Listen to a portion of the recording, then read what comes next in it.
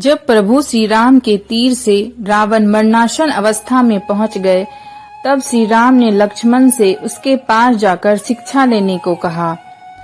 श्री राम की बात सुनकर लक्ष्मण चकित रह गए। भगवान श्री राम ने लक्ष्मण से कहा कि इस संसार में नीति, राजनीति और शक्ति का महान पंडित रावण अब विदा हो रहा है। तुम उसके पास जाओ और उससे जीवन की कुछ ऐसी शिक्षा लो जो कोई और नहीं दे सकता।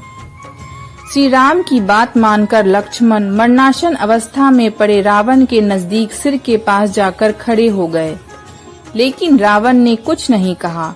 लक्ष्मण ने लौटकर प्रभु श्री राम से कहा कि वे कुछ बोलते ही नहीं।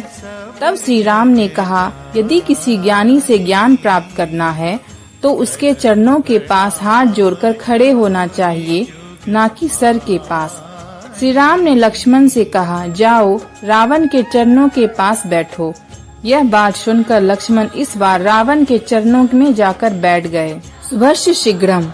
लक्ष्मण को अपने चरणों में बैठा देख महापंडित रावण ने लक्ष्मण को 3 बातें बताई, जिसमें पहला था शुभस्य शीघ्रम, जो कि जीवन में सफलता की कुंजी है।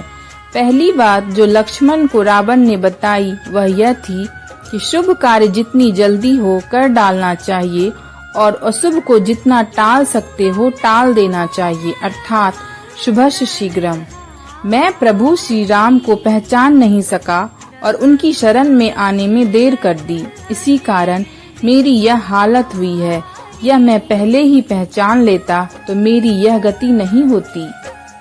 रावण का दूसरा ज्ञान था शत्रु को कभी भी छोटा नहीं समझना चाहिए।